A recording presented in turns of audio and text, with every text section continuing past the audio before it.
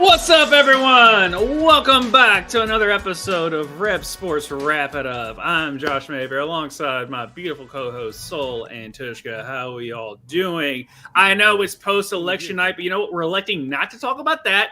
Go on the other YouTube stuff and explore that. We're here. Join our Discord if you want to talk about it. Join the Discord. We are open to that. Just not what this show's about. Our show's about ball and puck and sticks and balls and all the other shit that we can make innuendos about. But that's what we're going to talk about. And first, we're going to talk about, and you know what? Baseball just happened. So again, I know we were live the last time, but congratulations to the Los Angeles Dodgers. Again, sorry, Justin. One of the people that keeps this show, this channel alive, Justin Toner, who is a big Yankees fan, part of Ruckus Wrestling, watches tomorrow night as we break down all the wrestling stuff. But he is a big Yankees fan, and unfortunately, Yankees had the biggest payroll and lost to the second biggest payroll because Freddie Freeman said, "F you, I'm better." Pretty much kind of what I got out of that. But this is not what we're talking about. Baseball. It's all about football. FOOTBAU. Whatever. I can't spell. I like football better. Football. I like that. Yeah. I was trying to watch some football, but anyway, we're gonna huck it and chuck it and all that. We had in the we're gonna start off with the world of NFL. And before I go over the scores, we're gonna have a video compilating and also showing off that, hey, on Mondays, myself and Tvshka go over all the fantasy stuff. And here's some great plays. Fantasy football. Yeah. Also, spotlighting a tornado that was about 10 miles away from me. Yep. Nice. Enjoy, fuckers, and suck it, Mother Nature. That condensation on the ground there. Tornado. Prescott looking to throw. Pumps off the back foot, stays on his feet, now on the move, floats it to the end zone! Caught! Rico Dowdle! First has time. Now locates Barkley at the backfield. Barkley slips two tackles and picks up the first down. Gotta see this again. This kid is special, man. This is Picked off! Intercepted in the end zone and brought back out. Geno Smith picked off by Kitchens. Cameron Kitchens takes it all the way. Rises to the end zone. And Wilson hitting one hit and then staying in bounds.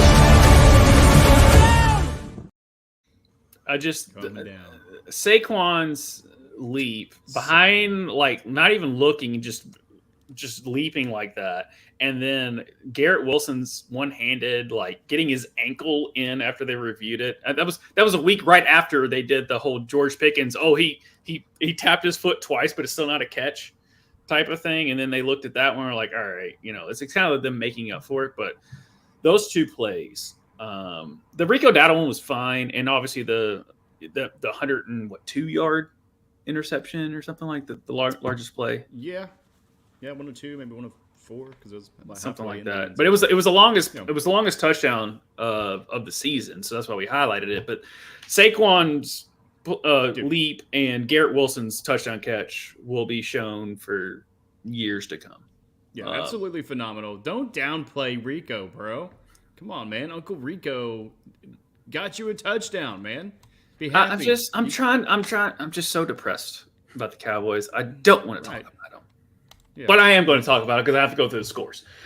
So as you saw with the Jets did beat the Texans 21-13. So they're back on the right path as far as that's concerned. Panthers beat the Saints 23-22, and after that, the Saints did fire their coach. So that happens during the season, and it's already happened. This is the second time because Robert Saleh, as we talked about before on the show, was fired by the Jets. This happens, unfortunately, but when you can see the writing on the wall, might as well just go ahead and pull the trigger. That's what NFL teams do. And it's not the only sport that does this, but it happened with the Saints. Commanders beat the Giants 27-22. Bills beat the Dolphins 30-27. Josh Allen forever still owns the the Dolphins, because the Dolphins played really freaking well. Like I know, right? But you know what? You can't resist the inevitable. That is Josh Allen. Fuck the inevitable. Yeah. And in Buffalo too. In Buffalo, yeah.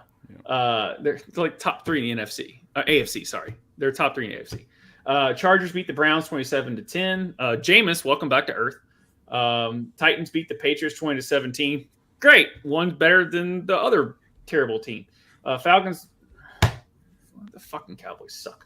Bengals beat the Raiders 41-24. Burrow 5 touchdowns. Congratulations on that. And then Dylan, some random rookie, hey, get the fuck off my bench. That's another situation. Ravens beat the Broncos 41-10. Ronnie Raven, unfortunately, our local Ravens fan, did not give us his thoughts about the game. But guess what? We'll go into that about the slide here a bit later. What can I tell you about? Because Joe Flacco? If Joe Flacco, right? That's as good as I got right now. Yeah, no, I liked it. And then the Cardinals beat the Bears 29-9. Jeez, the Bears are just not good anymore. Eagles beat the Jaguars 28-23, which shouldn't have been that close. And Rams beat the Seahawks 26-20. That was a great game. Lions beat the Packers 24-14. Congratulations, Lions. Hey, crazy things have happened in 2024. But one of the craziest things is the fact that the Lions are the most dominant looking team in the NFC. It might be the best looking team in football if it wasn't for the Chiefs just being the Chiefs. Yeah. Right? Like, arguably, the Lions are probably the best looking team in football. Yeah. But until high-powered offense. Yeah. good one. And then the Vikings beat the Colts 21-13. Joe Flacco lost. And then Chiefs beat the Buccaneers 30-24. The Buccaneers should have went for 2 if they knew it was smart for them. Yeah. I'm surprised. I was waiting for them to go for 2. They didn't. It went to overtime. We won the coin flip. You still have to defend, right? That's part of the game. You still got to have offense and defense. And they could not delay the inevitable. No. It's going to happen, guys. I mean, 8-0 as a Chiefs fan, looking at your schedule. Yeah. And as a person who is soul of being a Dolphins fan, and she's holding on to the 1972 perfect. Just need to lose one game. Just one game. You can win the Super Bowl. You can have all the happiness. Just one game. All the Taylor Swifts and all the Travis Kelce's and the Patrick Mahomes of the world. She just wants you to lose one game. But which game? Which game is it going to be? I don't think there's a game unless they just lay an egg. Panthers. Yeah, that's it. Yeah, the Panthers. Yeah. That would be sorry, funny, I tried to say it. No, I mean, we've got kind of a murderer's row coming up because we have a lot of our division games. Mm-hmm. So we got to play the Broncos, who have kind of had a little bit of life, kind of shot onto them mid-season. Then we got to go into Buffalo and play the Bills on Sunday night. Or Sunday afternoon, sorry. Panthers, Raiders, Chargers, Browns, Texans, Steelers, and then Broncos again. I mean, it's not an easy route. No. No. Let's give Justin a happiness because he was so sad with the Yankees. If we get the Bills to beat the Chiefs, that will make Justin so happy. And that could be your one game.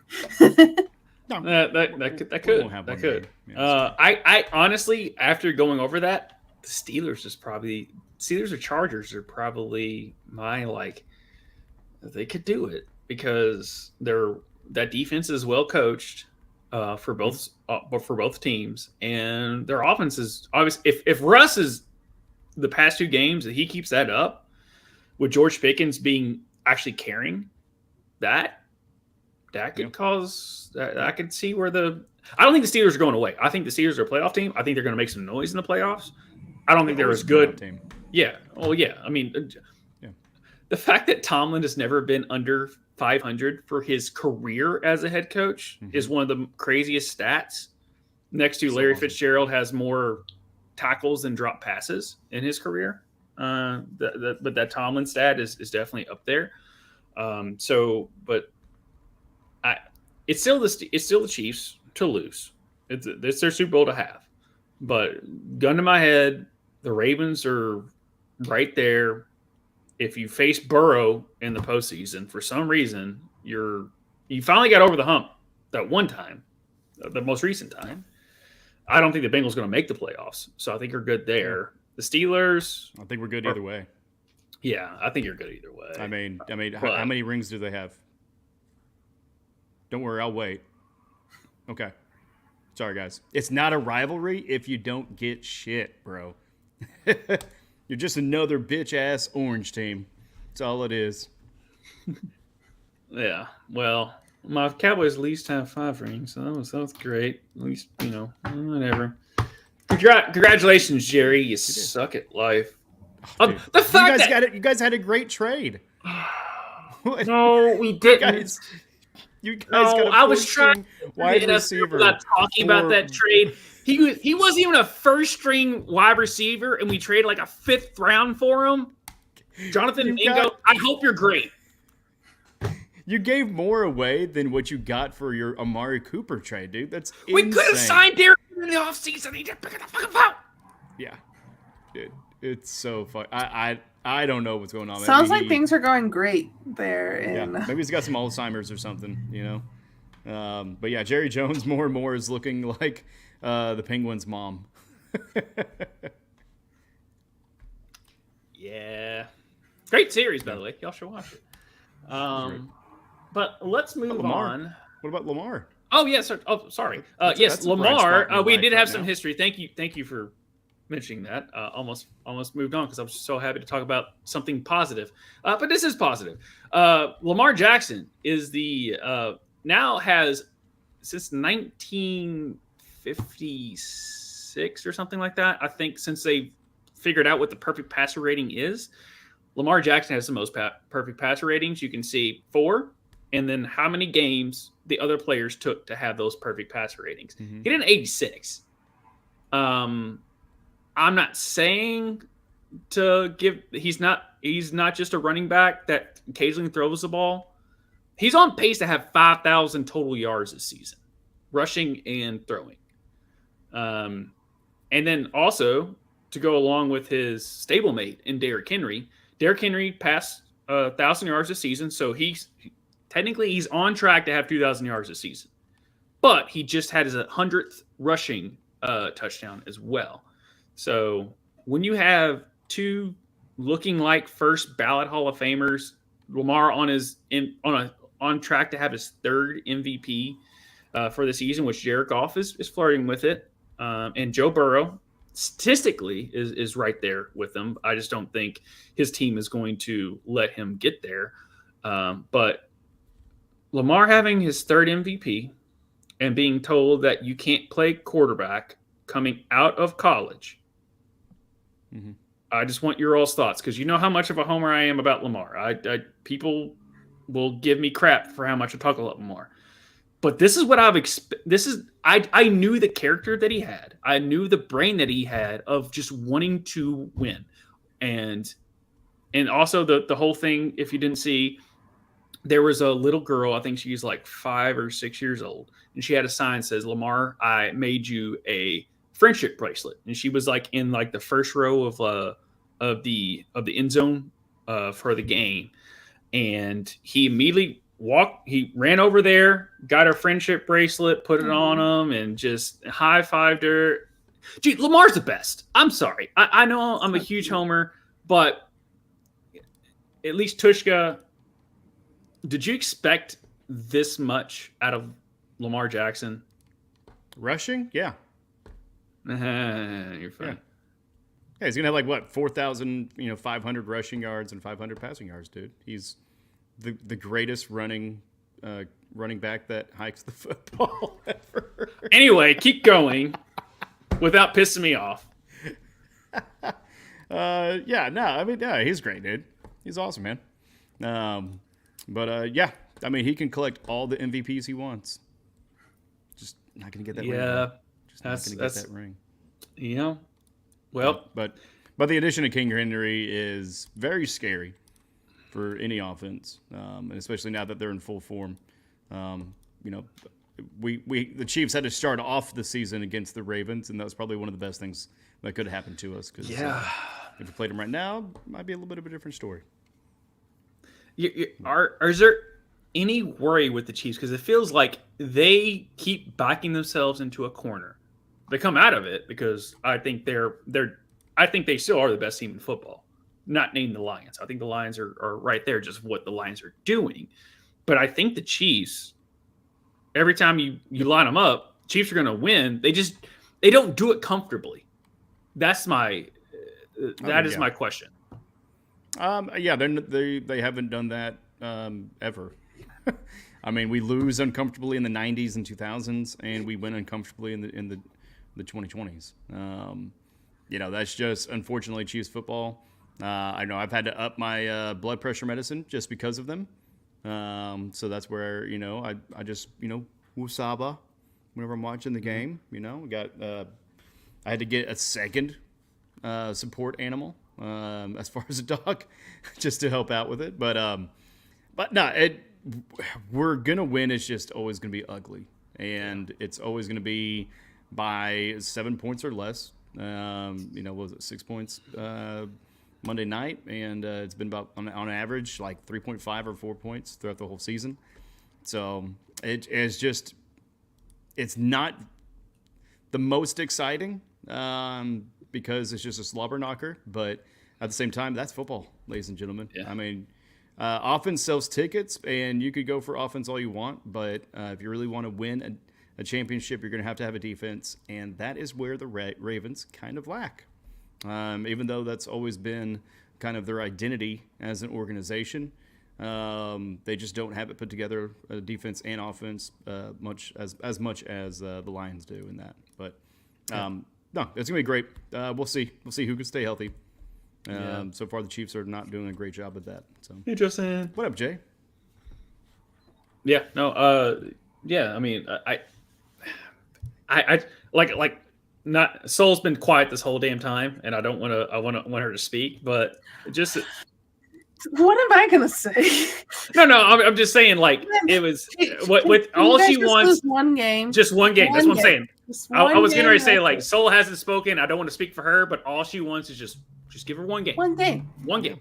That's it. And then you can go on to have Taylor Swift as your owner and win 17 goddamn rings and all the other shit. Just lose one game during the regular season. She's from Kentucky. Don't you love Lamar as much as Josh does? I mean, Josh, I'm not a Louisville fan like Josh is. Well, you know what? Speaking of Louisville, I'm glad you brought that up. To move on to college football, just what I talked about Lamar making history, the University of Louisville has made history. We finally beat Clemson. And not just beat Clemson, we dog walk Clemson. Oh yeah, I'm wearing the Louisville shirt, Sugar Bowl. It is the biggest win that we've had on the road in program history. We went on the road and off of bye week. This was off of Clemson's bye week. This was our 7th game in a row, our 3rd road game in 4 weeks.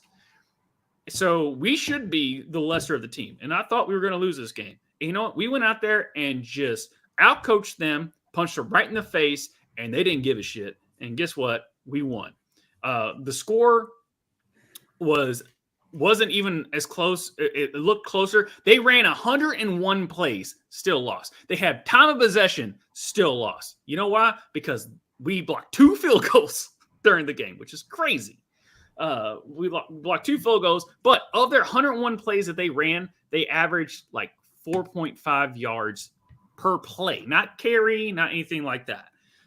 So it was just a mollywhopping and something that we've been waiting for 10 years. I think this is like we're like 1-8 against them, or 1-9.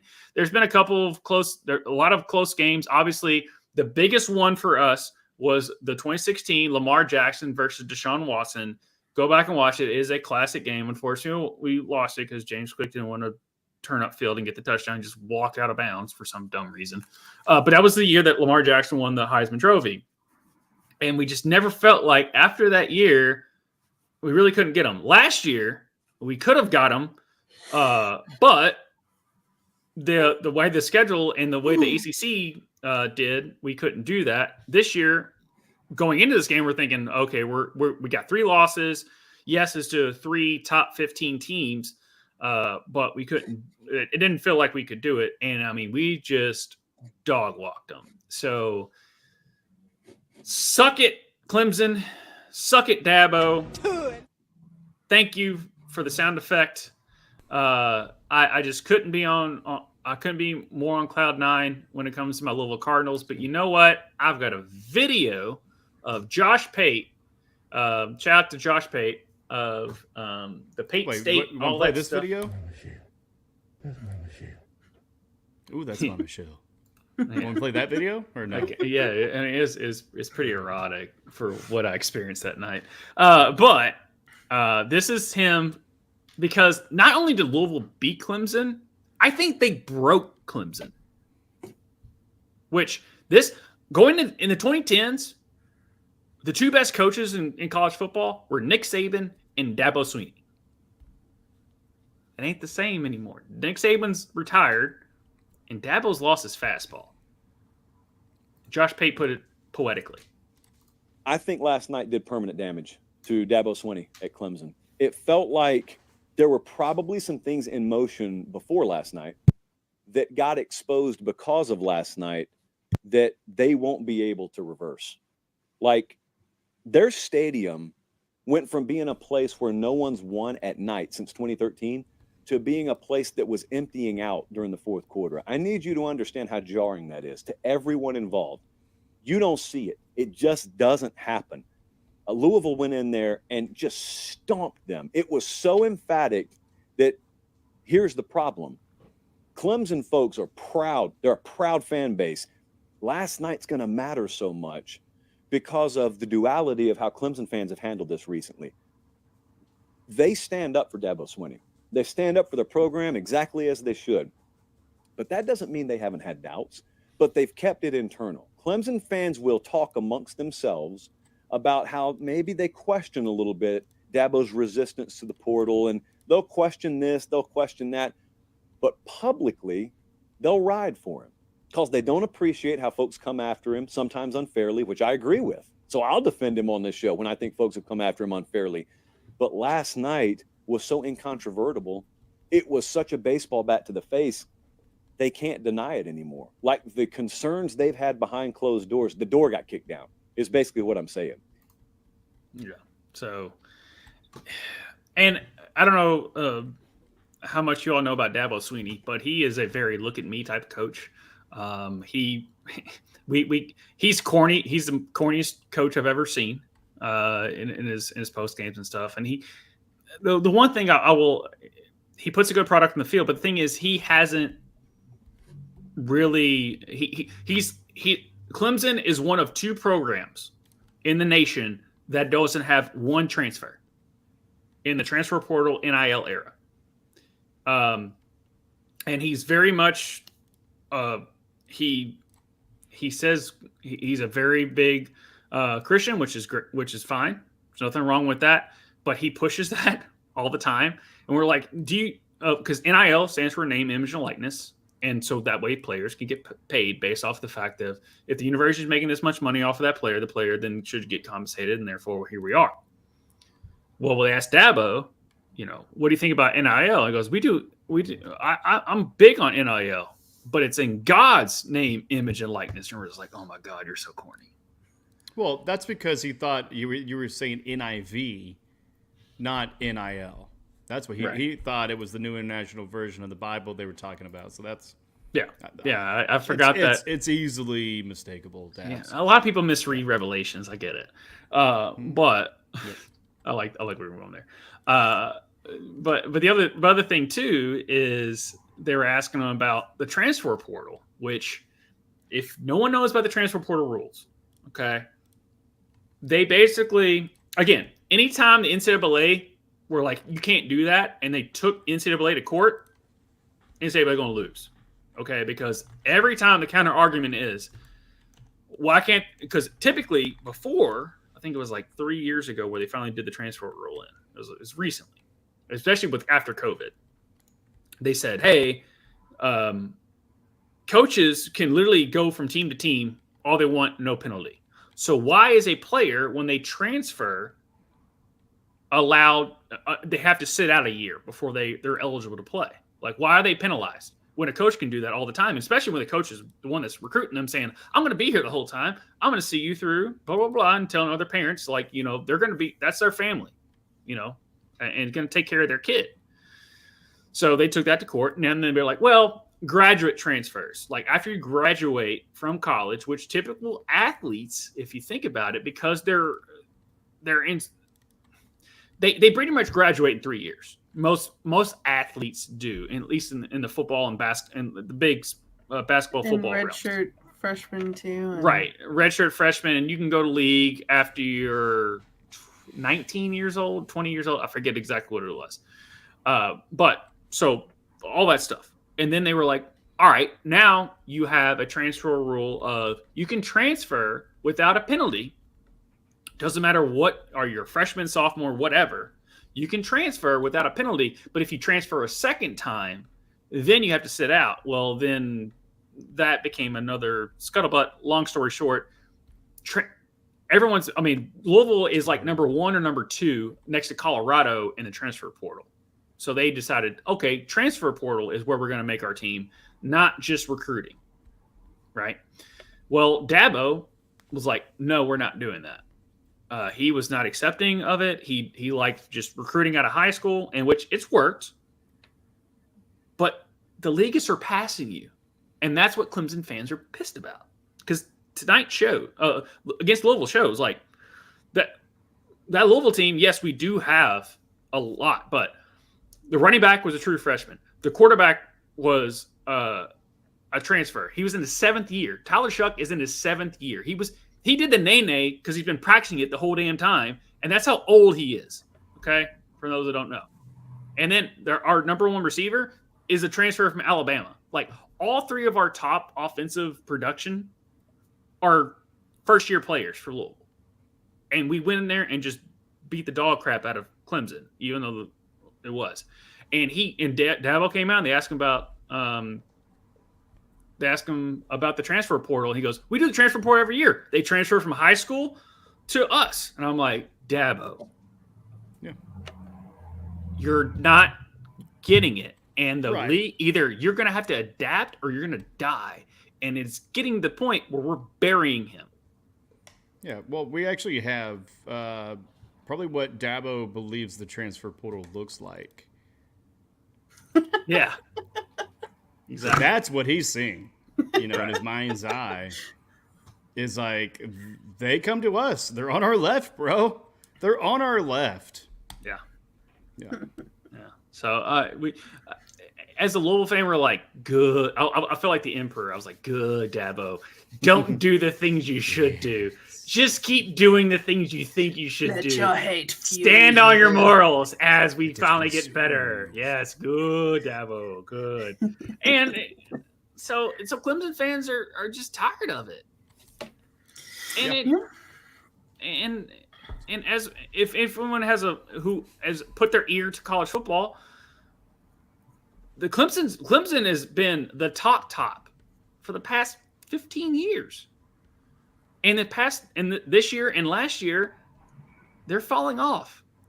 I can give you a reason, and it's because of transfer portal and NIL, and they're not establishing what is there for them to take, and they just don't want to do it for, which hats off to him. He wants to keep with what he wants to do, but it ain't working. How many people are leaving Clemson through the transfer portal to other schools? Not a lot. That's the thing, is like, that's a good counter argument. And they have lost, but they don't gain for what they lose. That's the thing, is you're going to have transfers.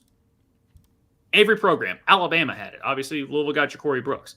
And obviously when Nick Saban retired, then you had a little bit more of a mass exodus, which is why Alabama is not as good as they were last year. But that also has to do with some coaching decisions. But Clemson lost, but they didn't gain. That's the problem. Is like, if you can lose but you can still regain through the transfer portal and stuff like that. Because the thing is, there's 2 windows in the transfer portal. There's the fall, and then there's after spring ball, you can transfer again. Louisville had 3 players transfer between the spring and the start of football.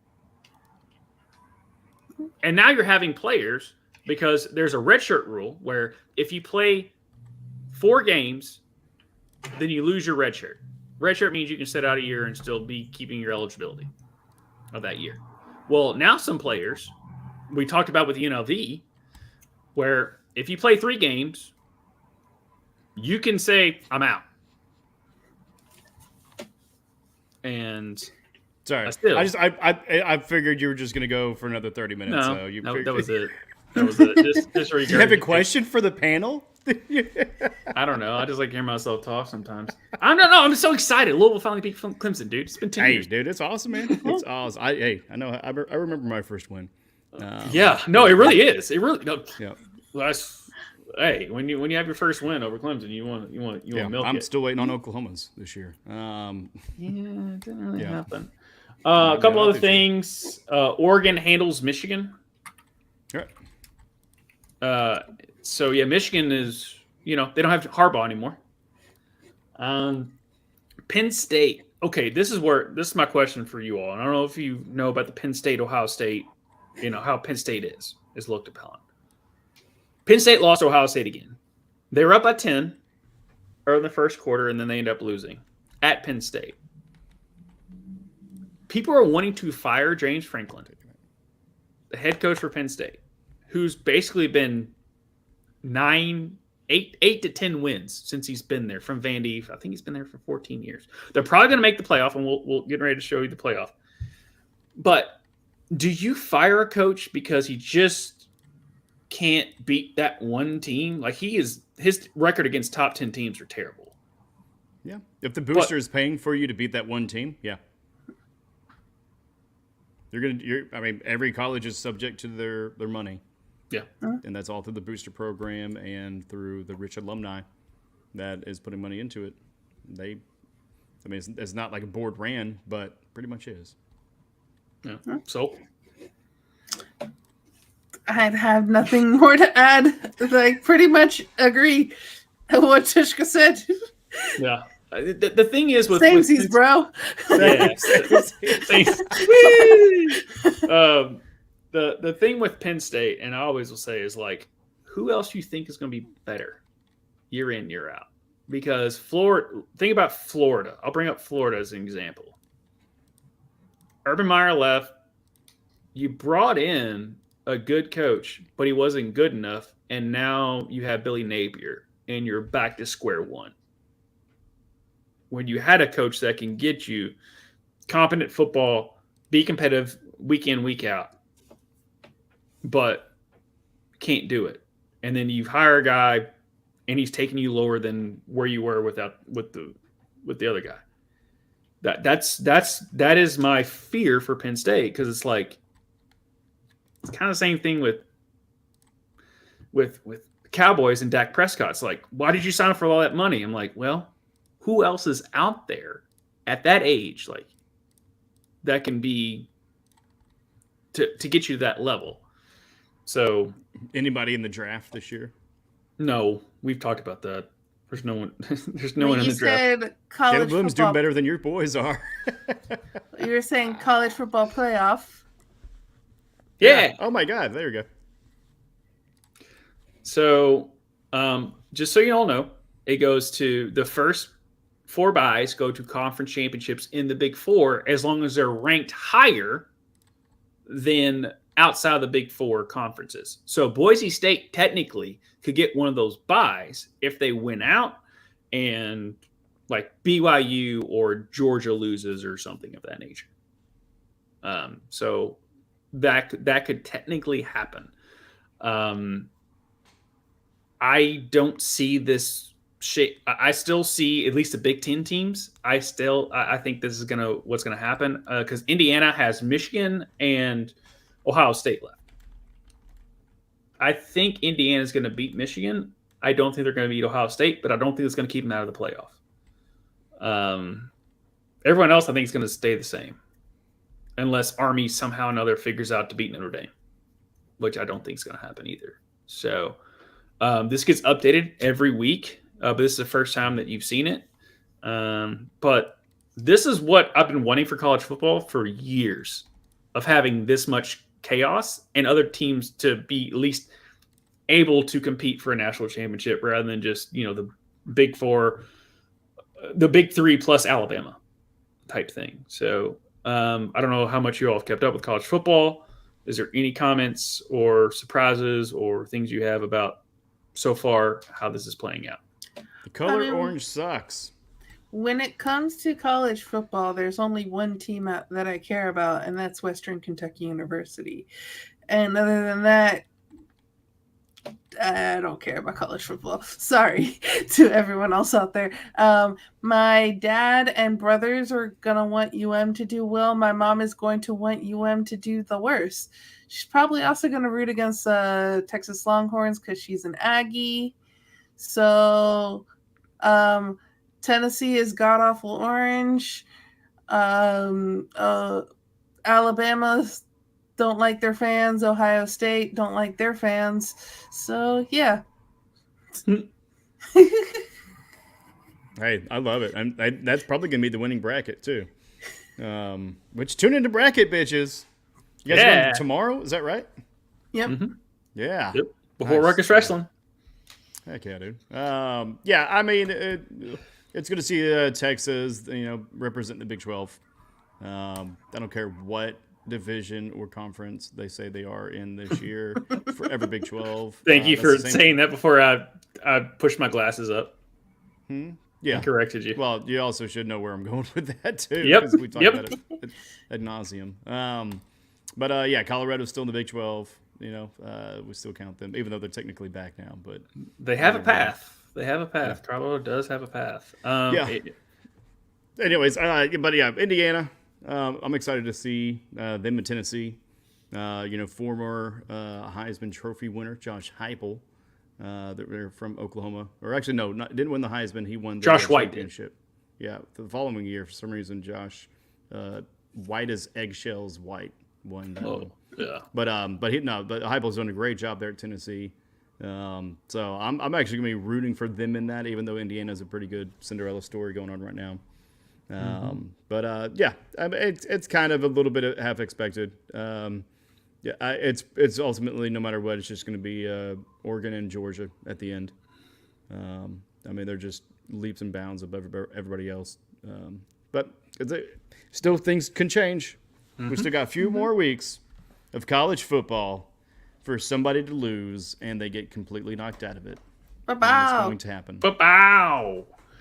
But yeah, no, it's I'm happy to. I mean, this is the first time we've ever seen a 12-team playoff from the four, and then people are still going to bitch about it. But I think I'm glad they didn't go to 8; they just went straight to 12. So I'm happy about that. But let's move on to basketball. Oh, you guys killed it! You guys killed it. I'll go ahead and take it. You've been talking enough. Go Good. ahead. I can go now, please. He's going to go because he's probably going to go cry. Because unfortunately, it is some sad news in the world of basketball right now. Gregg Popovich suffered a health issue before the Spurs' 113-103 win against the Timberwolves. And assistant Mitch Johnson is expected to be the interim head coach for an indefinite period of time. I mean, we talked about that before the show, the indefinite period of time, and how much of an exclamation point that it puts on the sentence itself, or just that statement. So, but it's more details. Or after the game, Chris Paul said Mitch did a great job. I think our whole coaching staff did. Things happen within this league all the time, and just like with the players, it's next man up. So shout out to Mitch. He did a great job tonight. The Spurs said on Monday that Pop has an undisclosed illness. Chris Paul also spoke about Pop, saying, I've only been with the team now for a few months, but I've paid attention to Pop my entire career. Probably losing to him because the dude's a beast. But he also goes on to say, and I think he's one of the best, if not the best, putting everything into perspective. He's so selfless. He makes sure we understand how privileged we are to play this game and to be in the NBA. And he'd be the first person to tell you not to worry about him and to go out and hoop. But of course, all the guys within with our team, staff, everyone definitely miss him because he's Pop. So there's a feeling when he's in the room that just comforts everybody. And that was Chris Paul, who's only been there for a few months, apparently being the spokesperson for the entire team. Probably more so because he's on the Players Association. But Popovich is the NBA's career leader with 1,390 victories. And also 170 postseason wins are within that, while winning 5 NBA titles. He is the 29 in his 29th season, and it's crazy, but it's all been with San Antonio. Mm-hmm.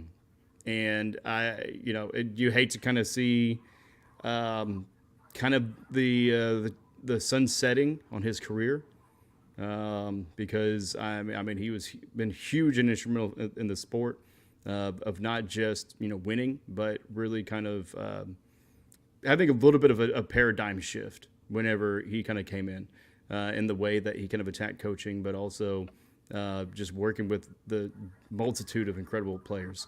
I mean, David Robinson, the general, back in the day, or admiral. But anyways, yeah. So what are your thoughts on Pop? Well, anytime someone talks about how like Eric Spoelstra is the best coach in the NBA right now, and as much as as a Heat fan, I'm like, he is one of the best coaches. I always say, but Pop is still a coach in the NBA. So for right now, Pop is the best coach. And so it's sad to see, even though he's beat my Miami Heat, I still love him. And that's just the kind of person that he is and the kind of coach that he's been. And it's sad. I hope he's okay. Prayers to him and his family. I hope it's nothing too serious. But I know San Antonio loves that man, and so prayers up to him. Yeah, Josh, we haven't heard from you in a while. Yeah, I know people are tired of hearing me talk. I'm sorry. I was excited about my foosball, man. Anyway, yeah, Gregg Popovich is other than Phil Jackson, is the best coach in the NBA history I've ever seen, as far as my lifetime. Now, I know Pat Riley was coaching, but he was a little bit, like all of his accomplishments happened a little bit before I realized what basketball was. So it was Phil Jackson, and it became Gregg Popovich, because he took over that Tim Duncan, David Robinson teams. And people thought that coming out of college, Tim Duncan, people thought, oh, he's slow. He can't do this. He can't do that. No, he can. He's regarded as one of the best, to me, is the best power forward to ever play the game. And I don't, you can't sit there and talk about Tim Duncan without talking about Gregg Popovich. And then you see the hack-a-shack. Like I remember one game, I think it was when Shaq was playing for the Suns. Literally, the tip happened, and then they just go and hug Shaq. And Shaq like looks over, and Gregg Popovich is doing like yeah. he was just toying with him like during a regular season. Yeah. And then when his wife passed away, unfortunately, I think it was like 3 years ago, and they were asking, go look at the clip of Kevin Durant, and who's never played for Pop other than like international like Team USA stuff, but who's never really played for Pop. But this is how much respect he has. Is when they told him they broke the news to Durant about his wife passing away, and he was speechless. Like he was so just brokenhearted over the fact that he lost his wife, and you knew that he had those relationships with players that weren't even on his team. Mm-hmm. This is a guy who is the NBA, and I hope he's doing well. I hope he can at least, because I heard last night it wasn't good, what we were hearing of his health, and it sucks. And just Gregg, just get better. You've been so detrimental for NBA and for basketball, and in our American landscape on like that. You don't do this for this many years for the Spurs and having this much accomplishments without making a social impact as well. And I want him to go out on his own terms and not because God told him, hey, it's done. And when you talk about Popovich as well, like you got to talk about his coaching tree as well. And we're going to get even more into that when we talk a little WNBA later. But just everything that he's done as just the head coach of San Antonio for that long. I'm 30 years old, and he has been the coach for 29 years. Yeah. Mm-hmm. And I thank you for bringing that up, how progressive he's been as far as a coach and assistant coaches, which we'll get into. Shout out Becky Hammond. Spoiler alert, that's what we're probably going to talk about.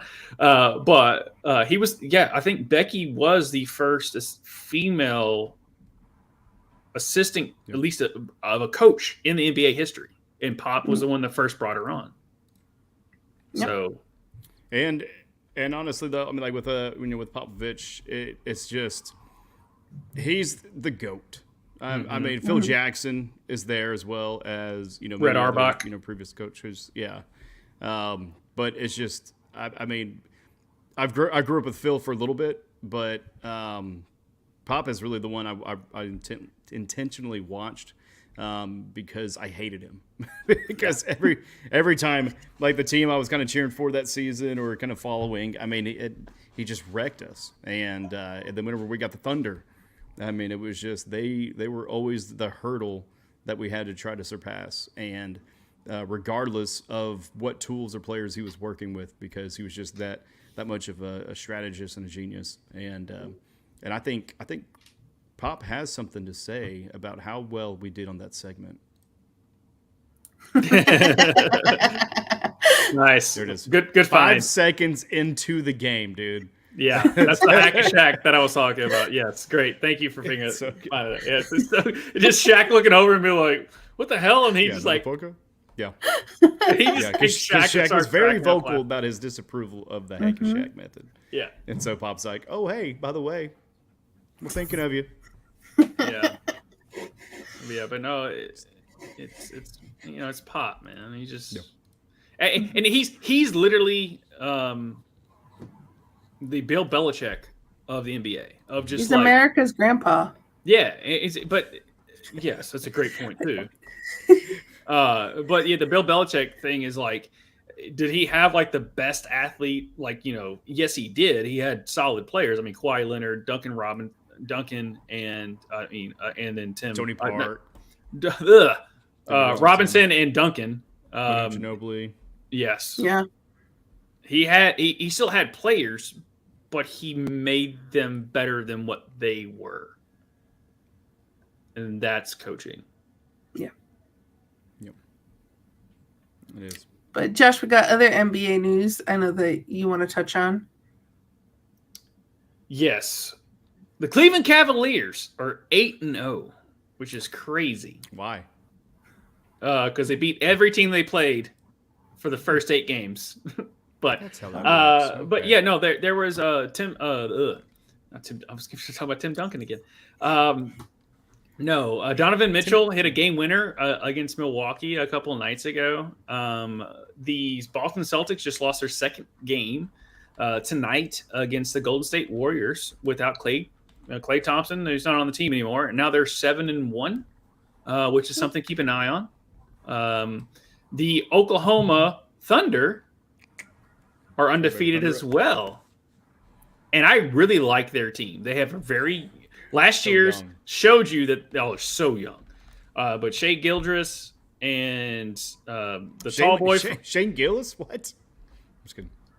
Shea Gilgeous-Alexander, or SGA, as they like to call him, who is trying to get the MVP this year. I think that's something that they're trying to do, because he was so close last year. He was that close to getting it last year. Mm-hmm. Yeah. So yeah, it's got to be this year, or regardless, he's just going to be in that conversation every year, like Lamar Jackson. The years he doesn't win, he's still in the conversation. So Shane Gillis is just going to be that next one, dude. And the whitest name ever, Chet Holmgren. Oh, dude, so white. It's so white, but he's so. I feel like his name came with a 401k. Right. Like it's like that Cat Williams joke. Like that. It's like that Cat Williams joke. That baby got a 730 as a credit rating right now as an infant. Yeah, exactly. But yeah, no, Oklahoma, they didn't lose anything. They didn't gain anything. But it's kind of like how we felt about Tampa Bay, going into the season, where people were like, I think they're going to regress. Why? The roster's still good. The coaching staff is still fine. They're going to be okay. They're going to be great. Or at least production-wise. Same thing with Oklahoma City. They were a young team last year. They made the playoffs. They made some rumbles. They made some really bad commercials with Chet and SGA. That commercial should die. For those who don't know what I'm talking about, don't look it up. You're never going to forget it. And it ran forever during the March Madness. But I think that's how you really feel. that commercial was terrible. My parents loved it too. I was like, why? Because they're the demographic. That's true. All right. Well, congratulations, marketing team. But you're Oklahoma City. I'll give you the floor. Your Oklahoma City Thunder are and they're it looks like they're hopefully going to become 8-0 here in about 6 minutes and 29 seconds. They're holding on to a 2-point lead over the Nuggets, and the Nuggets, I mean, they're a great team. I mean, freaking Jokic, that son of a bitch, dude. Tvshka's teams keep winning. I guess like that's just what happens on the show. Guys. 2024, I started off winning all the brackets, all the belts, baby. Why are you talking about Jokic? We're not on horse racing yet. Oh, sorry, my bad. That's when we talk about Peyton Manning as well, right? Mm-hmm. Or is it Peyton? Is it Peyton Painting or Peyton? Peyton. Yeah, but no, I mean for Oklahoma City, I mean, like we already kind of mentioned, I mean they're a young team, so let them develop, let them go through some of those pains. Mid-season, be looking at some movement as far as maybe getting some veterans to come in and assist, kind of with the locker room and maybe a little bit of the culture as they go back to the playoffs. Hopefully, they won't be too presumptive, but because. I think just last year the lights got to us and the spotlight and being their first playoff push because playoff ball is completely different than the regular season, folks.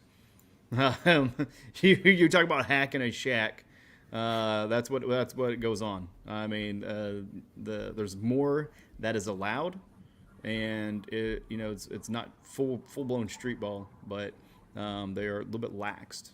As far as some of the calls, and I think for the better because it makes more captivating games and really true to the essence of what basketball really started off to be. But no, I'm excited for this season. I'm looking forward to coming in here each week and talking about how both my teams are undefeated. It's gonna be great. It's gonna be a great year, guys. Suck it, Jason. Yeah. You just have to drop that. Like it's like at least once. It's like and just so you know, the Miami Heat are 3-3. I know. On the season. I know. They're going to be fine. They're going to be fine. As long as you get to see the table. As long as we could be the last seed and we can still get to a final. That is the Miami Heat. Yeah. You have Spo, you have Jimmy, you have Bam, and you have Tyler Hero. And you have Terry. Well, I can go there all the way. And Rozier. And Rozier. Thank you. I was getting ready to say Terry as well, but I'm not worried about the Heat. And Hawkins Jr. now too. Mm-hmm. Yeah. So, but yeah, the Cleveland starting out 8-0, new coach, same team, new coach. They really didn't add any pieces. They've had the same pieces, but Cleveland starting out 9-0. Sorry, it just updated for me. They're 9-0 now. They won tonight. Which is, it's not. I don't think it's a fluke that they're starting out 9-0. It's not something crazy. But the thing is, when it comes to the detriment to an NBA, and we'll talk about NHL and also Major League Baseball, a lot of times people don't give a shit about the regular season. If you make the playoffs, that's all that matters. Once you make the playoffs, it's different. It's a different game. It's just a different game, which stinks for a fan watching regular season, knowing this isn't going to be the same team. But regular season creates storylines. It does. Which then people will care about in the playoffs. So that's the regular season is still important. And if you create those type of storylines, then people are going to want to pay attention. So yeah, good point. Good point. Yeah, but it's just from a fan standpoint, it's just like when you can, the load management thing just pisses me off. But that's a different story. So what we got for WNBA? So off to the WNBA. got some new head coach hiring. Last week we spoke about all the head coaches that were fired or left, as in the case of Stephanie White with the Connecticut Sun. And we already have some hirings to replace those coaches. So speaking of Stephanie White, she is named head coach of the Indiana Fever. Stephanie White, an Indiana native, is no stranger to the Indiana Fever, as she played for them from 2000 to 2004, wearing number 22, so a little connection there. Was an assistant coach with them from 2011 to 2014, winning a championship in 2012, and was their head coach from 2015 to 2016. Indiana Fever president of basketball operations, Kelly Krauskopf. Did I say that name correctly? I don't know. Sounds good to me. I like it. As we enter this new era of Fever basketball, I'm thrilled to welcome Stephanie back to the franchise. Stephanie is a part of the fabric of this franchise, both as a former player and as a member of our championship coaching staff, so I'm quite familiar with her elite basketball IQ and leadership style. I'm confident there is no one who better understands our culture or is more equipped to lead our group of players to the next level. And then she herself, she goes on to say, I am incredibly proud and honored to return home to Indiana and lead the Fever during such a pivotal moment in the franchise history, as well as during such an important time throughout women's athletics. This franchise has and always will be committed to winning, and I look forward to working every day to help deliver another WNBA title to the greatest basketball fans in the world. So, thoughts on this hiring for the Indiana Fever, Tvshka? Krauskopf. That's what I'm going to go with. That's I like it. That's my try at it. Yeah, it's girls. I don't want to talk about girls stuff. I got things to do. No, actually, I do need to jump. I talk about load management. I do need to manage a project that I need to finish tonight. I'm excited to hear more about some of the filterings of the coach hirings and firings, because what was like 7 or 8. It was 7, yeah. Last week, Yeah. So it's gonna be fun. Yep. But I'll be tuning in. But love you guys. Josh. This is what we expected last week. If it didn't happen, then we would really be pissed at the Indiana Fever. Yeah, it happened, so we're not as pissed as we once were. It wouldn't even be like pissed. It'd be like, huh. Okay. Yeah, I'm sure Indiana Fever fans would have been pissed. Oh yeah, I was like, it's one thing. It was like you saw like, oh right, so you make the connections. It's like, yeah, kind of the same thing was like during the off season. We're thinking, at least for NFL purpose, I'll just do an NFL as an example. So the Tennessee Titans fire Mike Vrabel. Vrabel played for Bill Belichick. Bill Belichick gets quote unquote fired by the Patriots. We're like, oh, it's all going to line up for Vrabel to go to the Patriots. They didn't hire Mike Vrabel. This was kind of the same thing of like, oh, why did she leave the Connecticut Sun? Like, she didn't get fired. She just left. Yeah. And then like in 24 hours or 48 hours, I forget the actual timeline, but it was pretty freaking similar. Those are very close, where she left and then the Indiana Fever fired their coach. We're like, okay. Yeah, Indiana Fever fired their coach, and then she left the following day. So, yeah, they were one day right after the other. Yeah, so you don't do that without that connection, because it wasn't like we talked about it. The Indiana Fever coach earned her job. She should not have been fired. But if you can get a better one, like sitting there, like you've got a Gregg Popovich or something like that waiting in the wings and wants to coach your team, and you've got knows your team well too. Yeah, as like both a former player and former coach. Like I can't hate the game at this point. Like it just I would have if I was a GM, especially for what the WNBA is about to partake in. You need the best you possibly can. Yeah, because they are. There's no training wheels anymore. Mm-hmm. You don't have that bargaining agreement. And I think that's a good move, but it's bold. I mean, they're still going to be playing under the bargaining agreement that they agreed to in 2020. It's just that at the end of 2025, they need to come to a new bargaining agreement. Otherwise, there's going to be a stoppage in play for 2026. So they're still under the rules of the 2020 CBA. Okay. I want to see the financials. is basically the long story short. I want to see the financials of that bargaining agreement, because if they quote unquote, they lost $40 million. We talked about that. I don't see how they're going to lose that much in this next season when you have another 2 superstars entering your league. I don't see how you make a loss. If they make a loss next year, with the momentum, they're going to make a loss. It just needs to be less.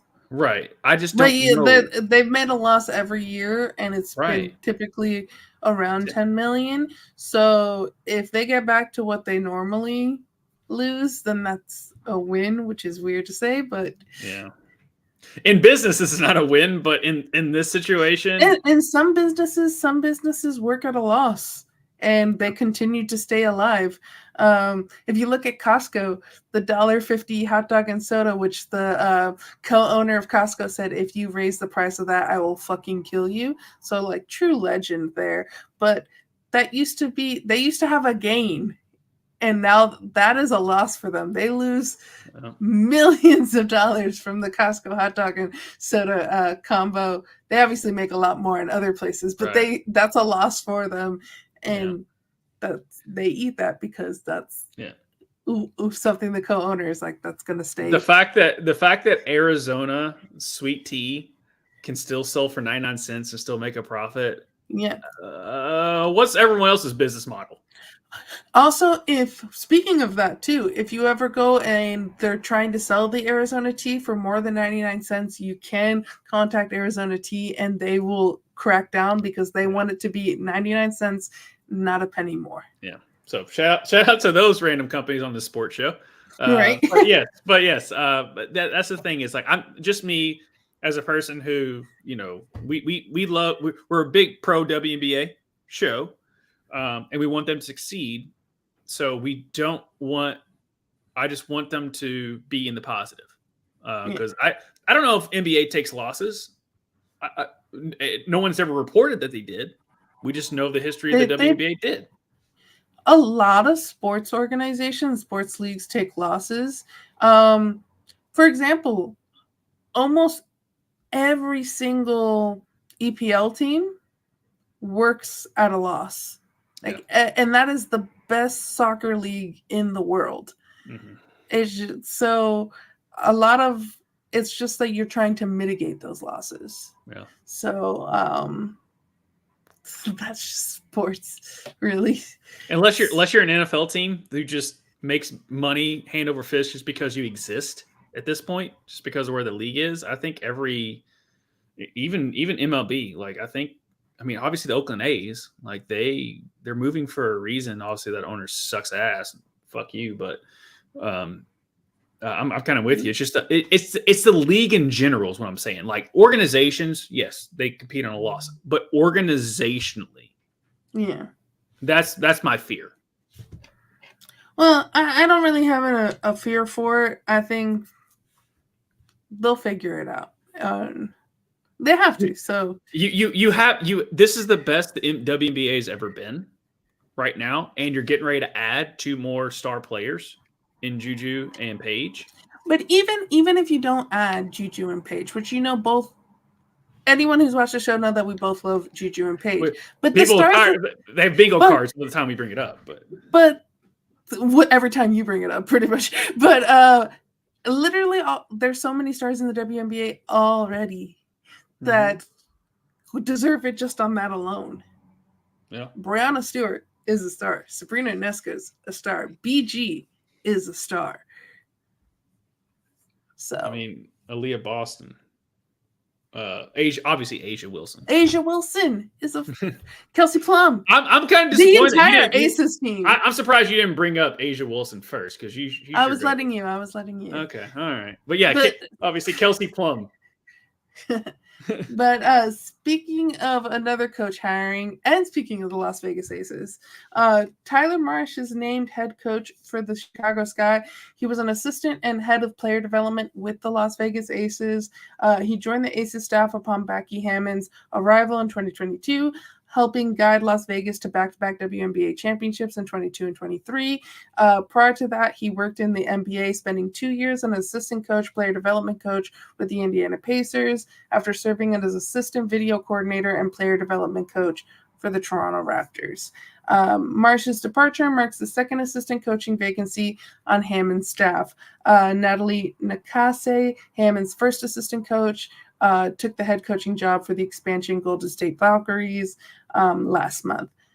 Twitter was absolutely hilarious the day this was announced, and it's mostly because of one Aces player, Sydney Colson.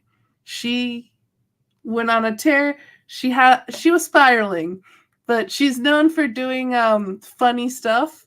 So it was just Sid being Sid, but she was having her day on Twitter, and it was a fun moment. So we're going to show some of these here. So Angel Reese just tweets out W period, because she likes this new head coach, calls it a win. Sydney calls it, "Excuse me, we're grieving. Have some respect." And Angel, "Sorry, but your time is up. It's our turn. I'll send you some tissues, though, sister girl, unless you want to come join the side too."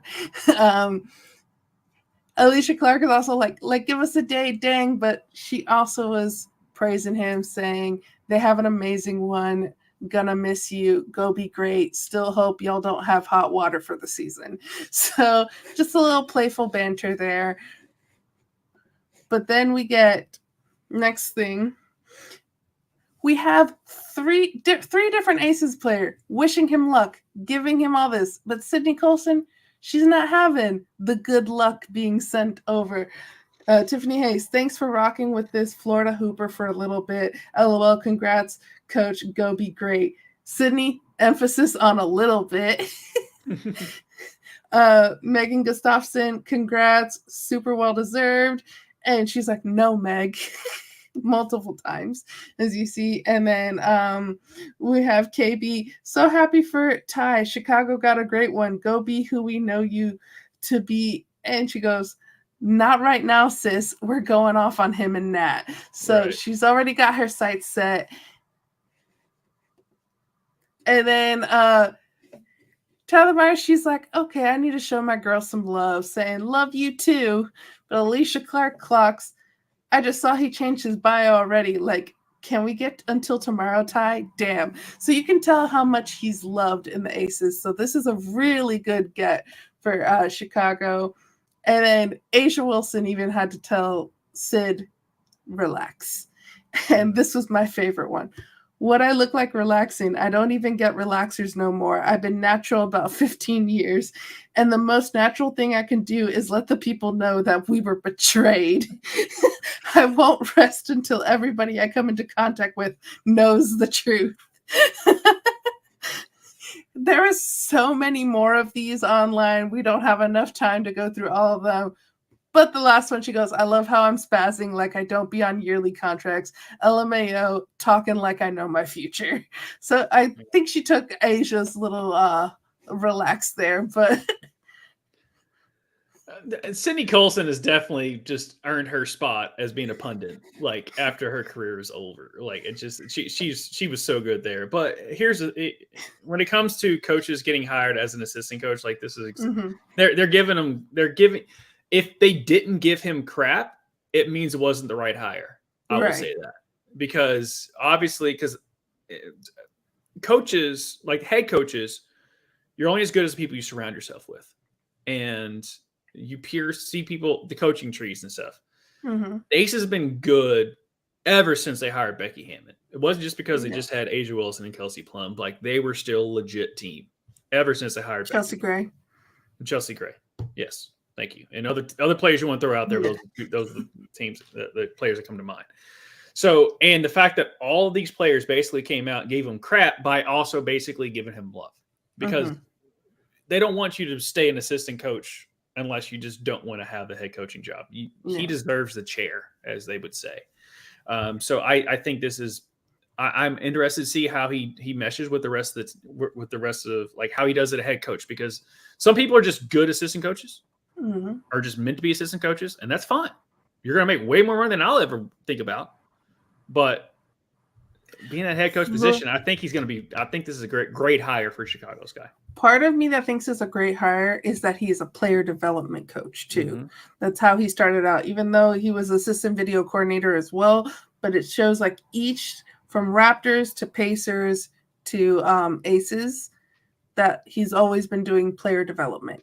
Right. And that's so important for any team. And if you see how well the Aces are as a team, that means the player development is showing to be good.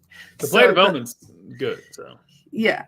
But Becky's coaching tree, which is also Pop's coaching tree, is going on to do big things. But now that she's lost 2 of her assistants, fans are wanting Becky and the Aces to hire Teaspoon as an assistant. And I don't hate that. So there's no rumors out that Teaspoon's going to be the assistant, but Aces fans and WNBA fans are asking for it. They're former teammates. They love each other. They had a cute pre-game conference together when Aces in Chicago played for the first time, saying we want to do ours together instead of 2 separate ones. So I would like to see that. That'd be cool. I mean, I've nothing against it. Just how it kind of works a lot of times when it's just like, oh, this name person's out there, let's go hire them. Typically doesn't happen, but I wanted to just for narrative reasons. Yeah. But that's all I got on WNBA coaches. Since, as we said, there was 7 vacancies, now there's 5. So we'll probably hear some more stuff on the following weeks. Yep. So stay tuned for us as we bring you all the coaching hires that happens in the WNBA and everything else. Let's move on to Horses Run, and we're going to talk about it in the Novelty Acts. The Breeders' Cup happened. For those who don't know, the Breeders' Cup, the best horses every race run. Not if it's like typically you'll have like obviously the Kentucky Derby. That is the biggest race day in all of horse racing. And you have obviously the Triple Crown of the Kentucky Derby, Preakness, and Belmont. But the Breeders' Cup is like literally like it's not 3-year-olds, it's the dudes and gals that are just that good. And they all run in every race. The long shot can win and it makes sense. Like there's no like chalk. So we had that happen over the weekend. Unfortunately, we did have a horse that passed away on the track, which unfortunately happens because horses literally run till their heart explodes. Sometimes some horses do that. 8 Bells did that as a filly years ago during the Kentucky Derby, which I talked to Sol. I kind of mentioned to Sol previously before the show started, but I want to make sure I pronounce this name correctly. I don't know how to say it either, so that is all on you, bud. Okay. Jarabi is what I'm getting. But it unfortunately died from a heart attack after one of the races during the Breeders' Cup turf at Del Mar. The horse suffered what appears to have been a cardiac event on the gallop out. He was immediately attended to by a team of veterinarian experts led by Dr. Brent Cassidy, but unfortunately passed away. His jockey, Sean Levy, was uninjured. So, yeah, that's very rare that it's during a trot out. So they weren't even in the gate. The horse, it didn't run. It just no. This was after the horse ran, and then the galloping out after that. That's when. Oh, okay. Yeah. Anytime I hear gallop, I hear like because they trot out like so. Yeah. My fault, guys. You're gonna kill me in the comments, which is good. Comment down below. Hey, I got to him before you did. yeah. But typically they would when they bring 10 minutes to post, they sound the bugle. They come out and they kind of trot and get the horse kind of warmed up again, and then they load in the gate and they run. And then to trot back to taking the saddles off and stuff like that. So that's when it collapses. Yeah. Correct. Okay. So that makes more sense. Unfortunately, this happens with horse racing. I wish it didn't. But these horses, if you go back and watch Secretariat's Belmont, win, which was like 22 and a half lengths, still the craziest horse race you've ever seen. They thought that Secretariat was just going to die once it crossed the finish line because it let that horse go so much as far as just running. It's happened before, like I said, with 8 Bells, and it has nothing to do with the track. And it doesn't matter how many doctors are there, because trust me, last year they checked them so many times before, after, like all the checks. And then after last year, like Churchill Downs shut down because the track wasn't to quality. There were so many horses that were dying. There was a trainer that was suspended, and then they ended up redacted his suspension because they realized it wasn't his fault. It was literally just other circumstances. So whatever happened, they corrected it last year in horse racing. But it was definitely a dark cloud in horse racing last year. And this year, with this happening during the Breeders' Cup, it sucks. So yeah, I wish I had a better statement to say. But it does suck, and it put a little bit of damper because it was a really good Breeders' Cup. There was a lot of good races. Don't ask me to give you any of the horses' names. I don't remember them, but I did watch them with my dad, and my dad made some money. So So to highlight some of the horses, if you follow along with horse racing or anything, as far as the Kentucky Derby and all that stuff, because people watch that and then they forget about it. The Kentucky Oaks happens the day before all the fillies run. There are some fillies that still run. There have been some fillies that won. I think the last one to win the Kentucky Derby was Winning Colors. I think it was like 1989 or something like that. So it's been a while since we had a female horse win the Kentucky Derby, but they still compete. Hence what I talked about 8 Bells. But this year, Mystic Dan beat out Sierra Leone by like a fraction. Like it was like a nose or something like that, but it did beat it out. Then Sierra Leone stopped, didn't run the Preakness, and then ran the Belmont, lost that. And then there was another stakes race where it ran against Fierceness, which Fierceness was the favorite in the Kentucky Derby. So follow along with my time frame here.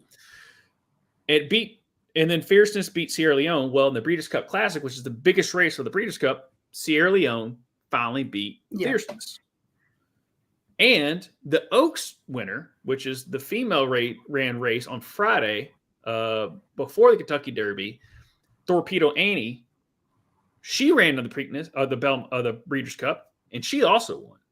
And she's a beast. Torpedo she's Annie. a bad bee, as they say in the streets. These are a lot of fun to watch. My dad, in his retirement, has gotten into horse racing and really follows it, and the breeders, the sires, everything. And he's like, oh, if they're running on grass, let me pick a European horse. So like he has all the stuff. He'd be perfect for this segment. I'm not. I'm like, look at these horses. This is cool. That was a fun race. Yeah. What's your name again? Right. Nothing to me. It's probably there's no more soothing sound than as far as live, the sound of galloping horses. Like that's just such a soothing sound. And so when people are are a like, Kentucky boy. Oh, I'm a Kentucky boy. It's in my blood. Like I know I sit there and say like I know ball. I somewhat know horseshoes. I don't know how else to put that. But I just there's so many memories of me just going to the track with family, friends, mainly my dad, just going there, watching horse racing, and it's just awesome. It's just an awesome thing. I know it's a controversial sport because of it being involved in animal and not just humans. But as we talked off air, these horses get treated better than we do. Yeah, and it seems that a lot of these horses, like they kind of know, like Torpedo Ann. The reason I remember her name is because they were talking about she knows when it's race day, and that's when she lets the jockey ride her, because any other day she doesn't like anyone but her actual trainer riding her. There's this one black guy that she's like, you ride me, anyone else come near me, I'm gonna pitch a freaking fit. Like, do not touch me, except for when it's race day. Then she's like, okay, jockey, you can ride me. I win now. Speaking about that, like it's a great point, because like these horses, they know when they're the shit. right? Yeah. I think there was some comedian being like, do you think like when the horses are in the paddock being like, fuck you, I'm better than you? Like, do you think they have that like inner conversation? He said, but I've some of my family friends who like kept up and they keep up with horse racing. And they were talking about this one, I forget the horse's name, but he was just like, I saw them coming before he got saddled, and he just had that strut, like, I'm that shit. I am that dude, just, and it doesn't surprise me, but I still just think of like the horses like sitting there in the paddock being like, dude, why are you here? Like, I'm better than you. Like, well, fuck you. Yeah. So it is a fun sport to watch. I think if the horses could talk, they would say, I like this, or Yeah. I like most of this. My life is good. The ones that are mistreating their animals, fuck them. Oh, fuck them. Yeah. But yeah, I think sometimes it's just people creating controversy just to create controversy. I don't know what sport you can retire at 3 years old and still have a better life than anyone else. No, sure. But going outside, swerving from horse racing to America's pastime. Mm-hmm. A new women's professional baseball league is set to launch in 2026. So it's going to start with 6 teams in the Northeast. The league is co-founded by Justine Siegel, who was the first woman to coach professional men's baseball in the U.S. when she joined the Oakland A's organization in 2015. She also is the founder for Baseball for All, which is a nonprofit organization that helps girls play and coach baseball throughout the country. A lot of times they're like, you need to be playing softball. And a lot of girls are like, baseball is more fun. I want to play baseball instead of playing softball. And they usually get stigmatized and forced to play softball. And I like that a lot of girls are more sticking their gun and saying, no, I'm going to be a baseball player. Further specifics of the league are not yet known. The WPBL said it is working on securing a national broadcast deal for its inaugural season. It's unclear where the teams will be based specifically, though they are expected to be predominantly in the Northeast. Now I want to watch a league of their own. What do you think of this? I mean, I mean, it's one of the best sports movies of all time, League of Their Own. So yes, you should watch that. Shout out Gina Davis and Tom Hanks, because there's no crying in baseball. This is crying in baseball. Why hasn't this happened? And I understand why it hasn't, but I still just always question it. Sexism. That, and there wasn't an avenue for it. Now with technology and social media and the easiness of doing live television, either streaming or anything like that, I think that's another reason why. It's because a lot of times it's like, all right, we want to create a league. Cool. Who's going to buy it? Who's the television rights go to? And that still is a big thing.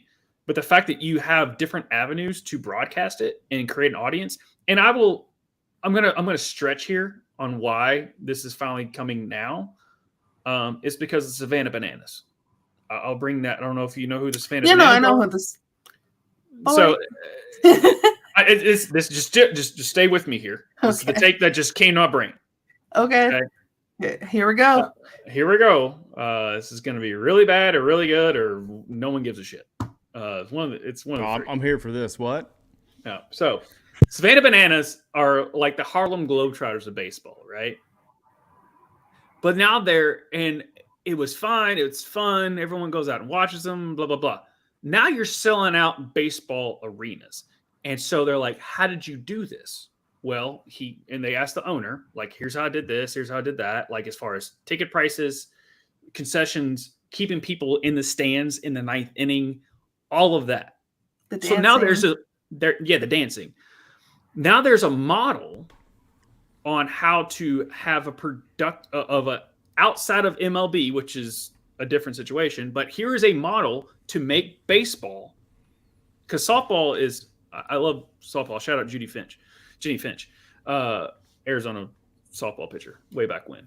But anyway, I think that's where I'm saying with what my take is that the Savannah Bananas has shown that you can take a non-MLB league and make it a viable money-making operation without a TV deal or anything like that.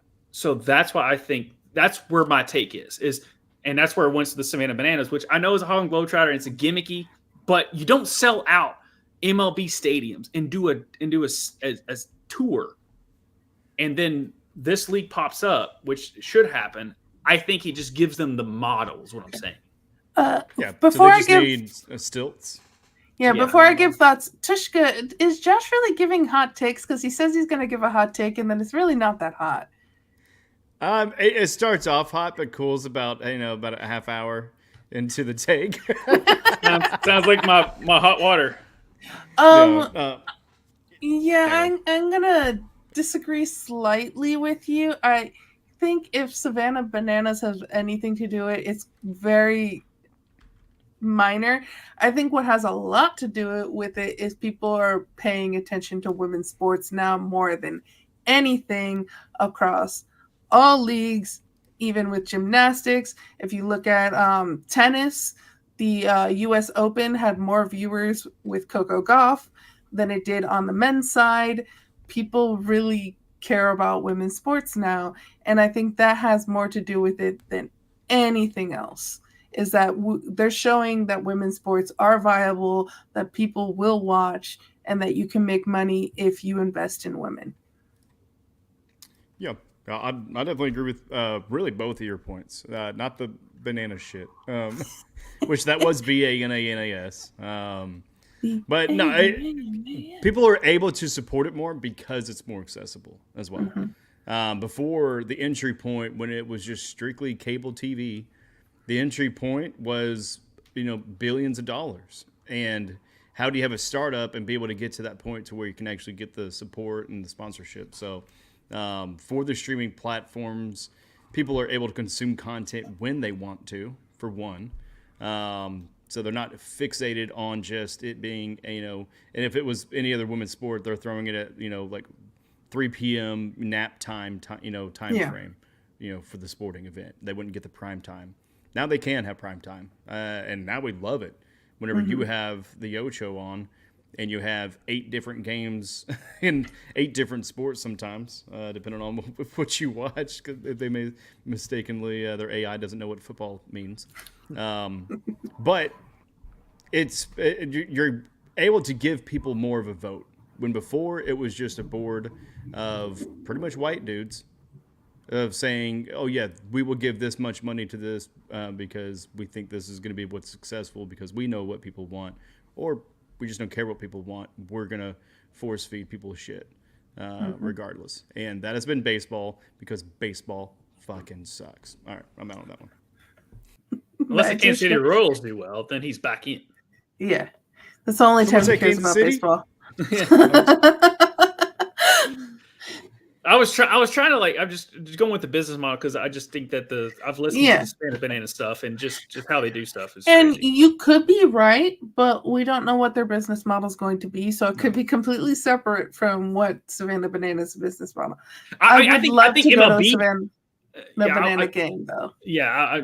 Oh dude, yeah. It would be so much fun. It's like it's like getting season tickets to the Green Bay Packers at this point. It's like there's a line of people to get the Savannah Bananas baseball stuff. But yeah, I just the fact of like that's such a crazy and just that's the reason I brought it up is because of it's a new league, it's baseball. How do it and MLB is boring and really unless you really love the sport and until you get to October. Like it's just boring.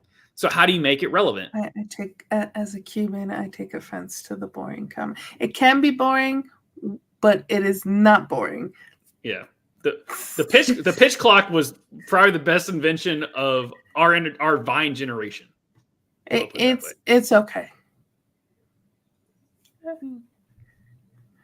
I'm in favor of it just because, but I don't hate it anymore. But if I could choose between pitch clock, no pitch clock, it's a no pitch clock. That's like saying you don't like Steph Curry because he shoots threes. Like it just no, it's not. No, it's not at all. I got in an argument one time with somebody. They were like, Steph Curry sucks and the pitch clock sucks. And I'm like, why? And they're like, well, I'm like, well, I'm not that person, so you can't use that argument against me, Josh. Well, in the comments down below, if you disagree with that, please let me know. I've been talking way too much during this show. So if you want me to shut up, also tell me in the comments down below. But now we're gonna get to the part of the show where I talk a lot because it's soccer. Oh, no. Just kidding. Oh, Josh. Not allowed. Not allowed. Mm-hmm. All right. But MLS playoffs, game 2 of round 1 of the MLS playoffs have been played. Make sure to tune into Bracket Bitches. We're going to have one tomorrow for NWSL, but on Sunday, whenever this one gets back from Louisville, we're going to have a Bracket Bitches for MLS because we will finally have the entirety of round 1, which is a best of 3 series. Everything else is single elimination. Red Bulls. I know you're excited. But first, we're going to talk Charlotte force a game 3, beating Orlando City in penalties. Orlando misses all but one of their penalties. The next game, LA Galaxy beat Colorado Rapids 4-1, and they advanced to the next round. So everyone who picked LA Galaxy advancing on your brackets, good job there. And then we got Ricky Puig.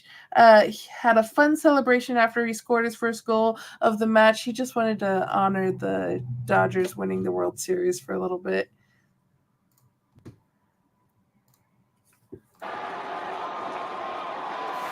Yep. It's a strikeout, and it's a home run for LA.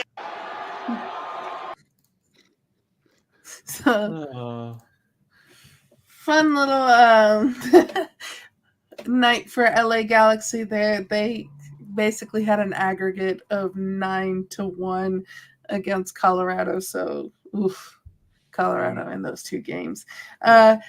Next one, we got NYCFC forces a game 3, beating FC Cincinnati 3-1. Yeah. Atlanta United forced a game 3, beating Inter Miami 2-1. Drake Callender made some great saves for Inter Miami. I hope Pochettino was watching. I was giving Brad Guzan his praises last week, but the first goal for Inter Miami was off a major error by him. Like, that was not good by him at all. So he's getting old. He's in his 40s now. This game was going to go to penalties, and then Atlanta killed us in the final moments of stoppage time. I will be at game 3 to see us beat Atlanta and move forward. So everyone pray for the best team in the MLS that has Messi to go forward. Don't care about the fact that like 75% of our brackets have Miami going all the way. Don't worry about that part. Don't worry about that. For the fact that Sol actually is a fan, and yes, this is like her sport, and like this is her team. So this is my team, and I've been a fan of them since their inception when they sucked ass. I deserve all these good things now. Yes, yes, and plus you have the GOAT, so win the damn thing. And then Minnesota United beat Real Salt Lake in penalties and advanced to the next round. Minnesota tied both game 1 and 2 going into the next round without winning a game yet in the playoffs.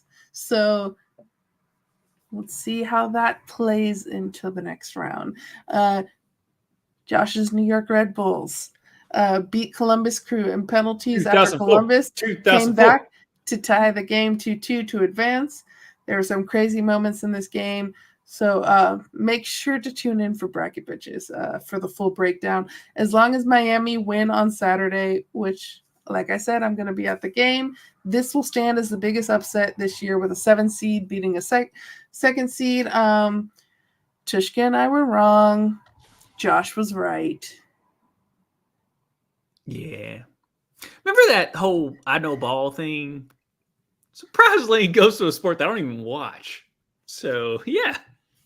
Think about that. So we will I don't see NYCFC beating FC Cincinnati, so it looks like we are not going to have any derby on that side. The Hudson River Derby, no Hell is Real Derby. The The next game, we got Seattle Sounders beat Houston Dynamo in penalties, advancing them to the next round. Christian Roldan scored a goal late for Seattle and then scored a goal even later in stoppage time for the other team, for Houston. So he scored 2 goals on both nets in this game. He's just so productive. So productive. Ache Hector Herrera got a red card in this game for Houston. Basically, he got a yellow and then he spat at the ref and got a second yellow.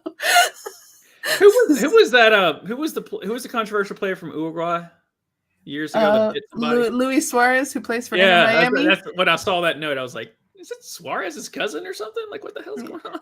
No. Ache is Mexican. Suarez is Uruguayan, and he plays for Inter Miami. Oh, yeah, that's right. Suarez does play for Inter Miami. I forgot about that. And then penalties went 7 rounds with Houston missing their last penalty. Just like the Minnesota United game, Seattle advanced without winning a game in the playoffs yet. So both were won on penalties. And then lastly, Vancouver Whitecaps force a game 3, beating LAFC 3-0. One of those goals was an own goal by LAFC. But that is my MLS wrap-up. Any thoughts? I know you're excited that both New York Red Bulls won and FC Cincinnati lost. Yeah. I'm just glad that I'm glad that FC Cincinnati lost. Which makes you more happy? Honestly, the Red Bulls. Just because my 2004 brain is like I said, I really don't watch a whole lot of soccer, but I know enough to make a decent prediction in my bracket. But if Red Bulls are in the tournament, I'm gonna at least have them going another round. They were 8 seed last year, and I had them going all the way, which wasn't the right decision. And then this year, I'm like, all right, at least you're gonna win one series, and they did. I have a question for you here. You went, as you said, you went Red Bulls all the way to win last year, and they disappointed you immediately.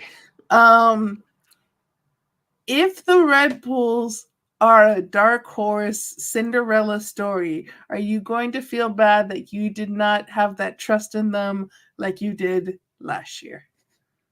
If Miami doesn't win it, or Seattle, then yes. Because I've always Seattle and Red Bulls are like my two 2004 brain teams, and they always are competitive every year. So that's why I'm like, if Seattle, and then obviously Inter Miami, just because they spent so much gosh damn money. Like if they're like the Yankees, like, are you really going to get to the promised land and then still F up with the greatest? We won one trophy already this year. We won a trophy last year. You won a shield. You didn't win the trophy.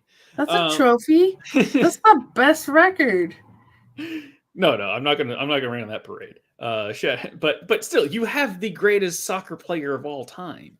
Yeah, and he's not doing shit for us in the playoffs so far. No, that's what I'm saying. Like, I would feel more heartbroken for not that you. I'm saying bench him, like have him play. He is you don't on the field. You don't bench whatever they're paying him. Yeah. You don't bench a $100 million guy a year or whatever you're paying him. I don't know what it is. Don't worry about it. But yeah, no, more money than you. Way more money than we can ever think about. But Minnesota, I was surprised that I got that right as well. I did. I think I'm pretty sure I had Minnesota beaten. Yeah, but you said Minnesota, and I was like, huh. You and I have both of them. I believe that was a 6 beating a 3. Yeah, it was a 6 beating a 3. But Vancouver is kind of scaring me a little bit.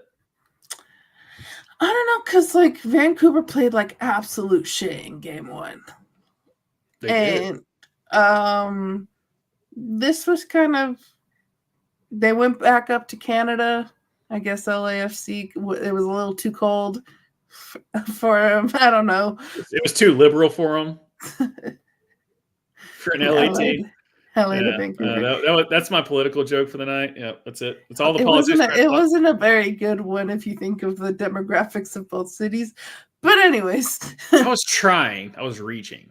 for a day. And I love you for trying.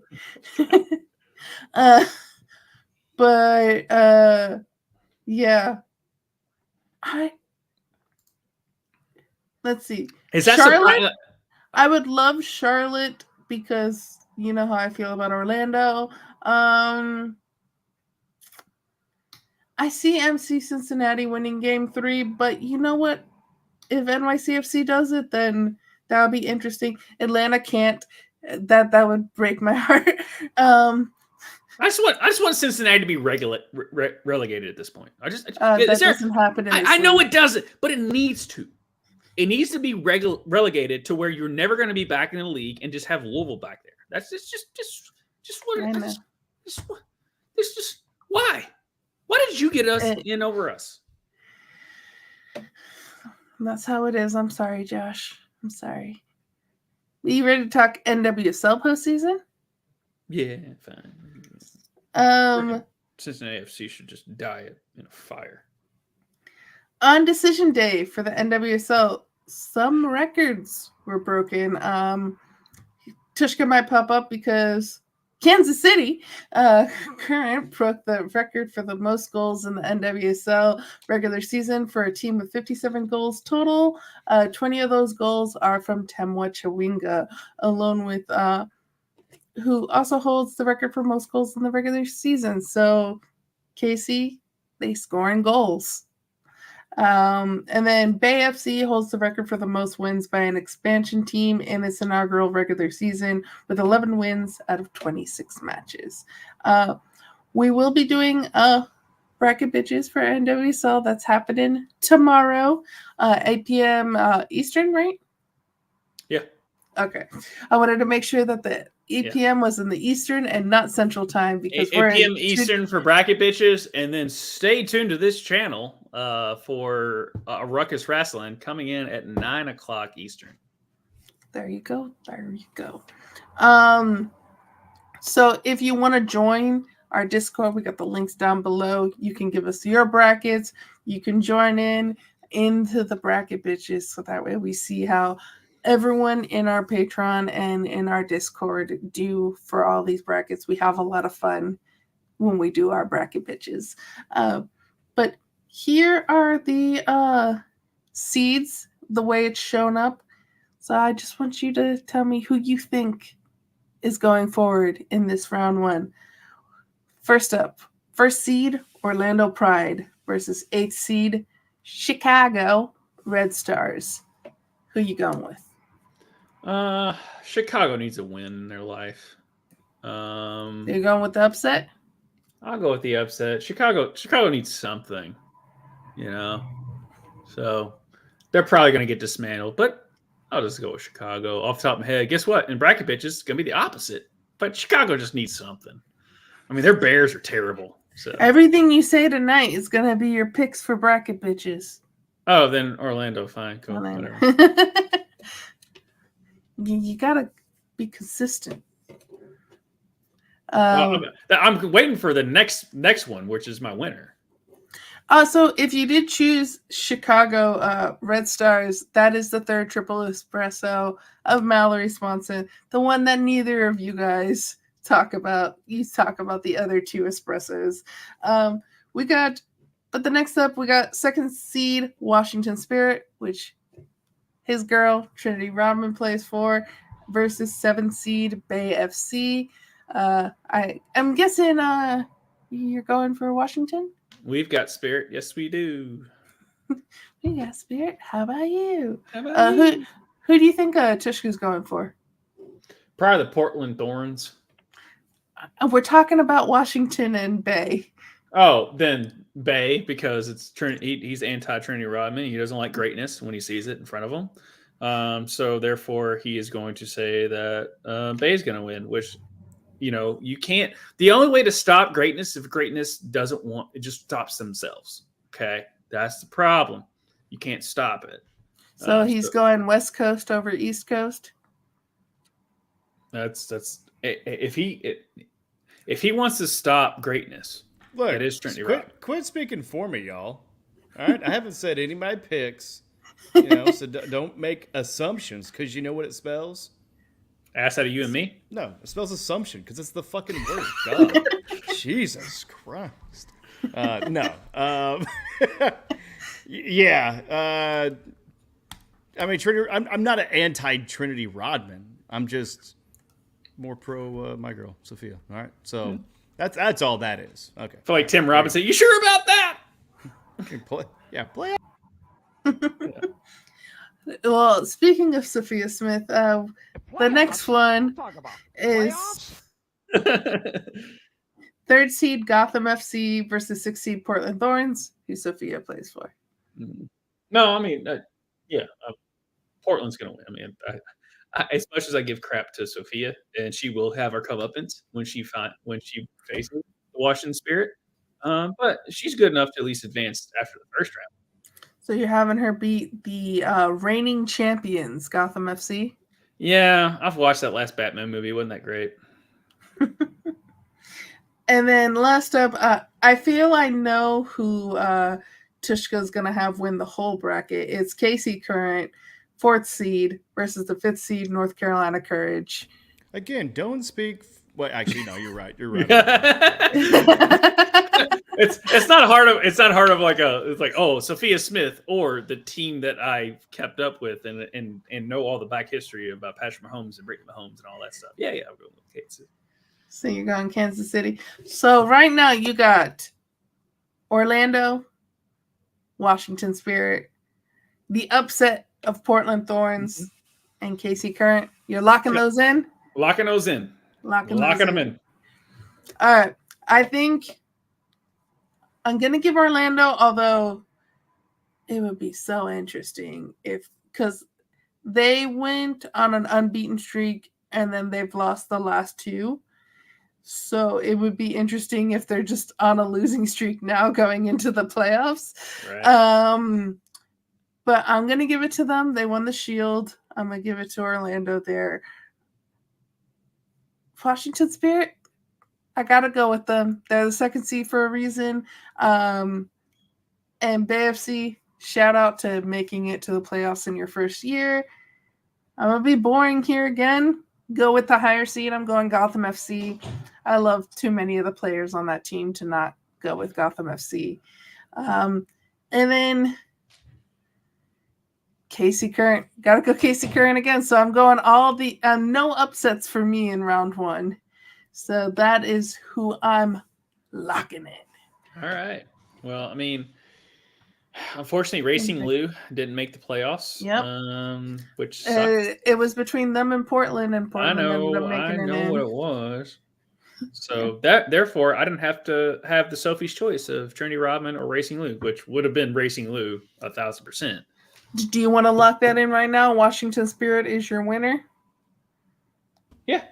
Yeah. Also, it's Sophia's choice. Okay, get it right. Good one there. Yeah, I'm a lock. Yeah, Washington Spirit. Yeah, for sure. You locking that in? Now, Trinity's been banged up. I know she wasn't 100% for a while. That's why she hadn't played, and why she let Sophia just have a little fun in her international play. But yeah, no, on this show, if I don't have my girl Trinity Rodman, then it's just an indictment of what I've been of all the spewing of all the praise that I've given Trinity Rodman over Sophia Smith. So I've got to lock in Washington Spirit to win the whole thing. I'm going for 2-peat. I think it's going to be Gotham. I just got a feeling that they're going to 2-peat. How does Gotham have vengeance if you've already won? I don't know, man. I don't know. But that's all I have for soccer. We do have lighting the lamp. Are you ready for that? Yeah, as long as it involves my announcer, then I'm good. Unfortunately, we don't have your announcer this time. I know. I gotta find some clips of him for you, though. Just to get him on for an interview. Keep our boy happy. He's the greatest. He keeps me going. Now, I think I said this last week, but other than the Florida Panthers, I'm not really watching any other hockey team. sorry for any hockey fans that follow or watch us. You're just going to get a lot of Florida Panthers talk and then see who the current leaders are in each of the divisions. So sorry, not sorry. But Florida Panthers and the Dallas Stars took a little trip to Finland to play each other twice this past week for the NHL's Global Series. I'm going to leave a link down below of Paul Maurice, the coach of the Panthers, and Pete DeBoer, the coach of Dallas Stars, sitting down for coffee in Finland. They're good friends who have known each other for a long time, and it was a sweet video. So we're going to leave that down for you guys to watch at your earliest convenience. But we do have a video to show, and that is of Matthew Tkachuk trying to pronounce Finnish towns. Barkov's giving him a little help. Is this the same guy who's best friends with Jason Tatum? I believe it is. I think they went to the same school together. Olu? It's not bad. That's Mixi though. That's Mixi sound? That's simple. What is it pronounced? What is it? Olu. Olu? Olu. Oh boy. You sick a pound, Scott. I don't need those too much here. You sick a pound guy. Like that. How? How did you say it, bro? I don't know. There's two. Usi kapu. Oh my god. Javaskla. Not bad. You asked good. Wow. Vargas. Varkaus. Varkarus. Kopio. Kopio. Usikapunga. Kaupunki. I'm going to master this one more time. Usikapunga. What is that? Usikaupunki. It's enough. All right. If anyone else wants to hear other crazy people mispronounce names, tune in next week when Soul has me pronouncing some random Olympic person. And I'm going to just destroy it. Or when she has me doing medical things, because that's even better. But I look forward to it every week. That was hilarious. Going on to the actual games, though, Florida Panthers won the first game 6-4 with two of our Finnish players, Barkov and Anton Lundell scoring. They then go on to win the second game 4-2. And then we have a nice little picture here of all of our Finns playing in Finland. So there's 3 on the Dallas Stars. We got 4 in Florida there. So those are the Finnish players getting to play in their homeland. That's pretty cool. Nice. Yeah. Any thoughts? The freaking Preds are terrible. They're last in the Western Conference right now at 4-8. They shouldn't be for how much money they spent in the offseason, the roster that they filled. So that's pretty terrible. I still feel good about your Florida Panthers, at least. Obviously, they're going to make the playoffs. Can they repeat? They have Bob, so they probably will be fine. So every year I'm like, okay, this team has been right there on the cusp, and they haven't done it. The past 2 years, it felt like that happened. So the 2 years ago, Vegas won, and Florida was against them. But you could tell that those two teams were those two teams. So if one didn't do it, the next one was going to do it the next year. Then the next year, I was like, all right, Hurricanes are right on the cusp. If they can get there, I think they have a shot to do it. Hurricanes got real close last year, didn't do it. Florida won. So right now, season just started. A lot of games. I like Hurricanes. I like the Hurricanes. Okay. So, and for a person who like barely knows puck, I just know trends. I just go with trends when it comes to hockey, and I like what the Hurricanes are doing. For the past 3 years, I've always liked the Hurricanes. And I think they take the next step and they at least get to the finals, much less I think they win the whole thing. Yeah. I literally thought in my head, I was like, if I could be toxic like Tvshka last year, would be like, how dare you like Hurricanes? They destroy people's lives. Yeah, unless you just are real good at, like you really like Tropicana Field, then I understand. No, not really. But going into current leaders, Atlantic still the same. It's my Florida Panthers. Speaking of the team that you like, there's a change in the Metropolitan. There's been a change each week in the Metropolitan, whereas Atlantic and Central has pretty much stayed the same. Metropolitan and Pacific, there's a little changing each few days, but Carolina Hurricanes right now are leading Metropolitan. As I said, Central stay the same with Winnipeg Jets. Pacific, before today's games, LA Kings were heading up the Pacific, but I guess all the games ended today, so it's now the Vegas Golden Knights. So Vegas took lead again over LA. They were in the lead last week when we had it written down. So those are our current leaders in each division. Yeah. As cops go by my house. They did not like our rundown of the league, apparently. Also, too, as a Dallas Cowboys fan, I do feel for the Toronto Maple Leafs fan. And by feel, I mean I hope you lose every first round because you care so much. Because misery loves company. So, therefore, I think that's one of the craziest stats ever. The fact that you haven't got past the first round in like 30 years or something like that is ridiculous for how much you do. But bold prediction, not just the Hurricanes wasn't a bold prediction. Bold prediction, Maple Leafs make it past the first round this year. Okay. Well, we will see when we get to NHL playoffs, where I only know about one team and the rest of us don't know anything at all. So we try to pick teams based off of literally no knowledge. Yep. If you want to come back to this show on November 7th, 2024, right after midnight Eastern Standard Time, and be like, that guy says he doesn't know puck, but then Carolina just won the Stanley Cup. I just want you to remember this show and like, subscribe, and comment down below. There you go. It's gonna be Florida Panthers 2 feet. No, I would love that. Probably not. Another shot. But you ready to get a little weird? Let's get weird. We're starting this new thing this week, and it's Sports Meme of the Week. Meme of the Week. Our Discord is down below. Join, and if you have a sports meme that we absolutely love, we might show it next week.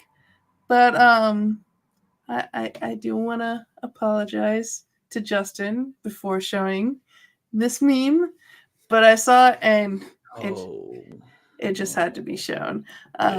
Here, if she sends you this, it means you're not getting to first base.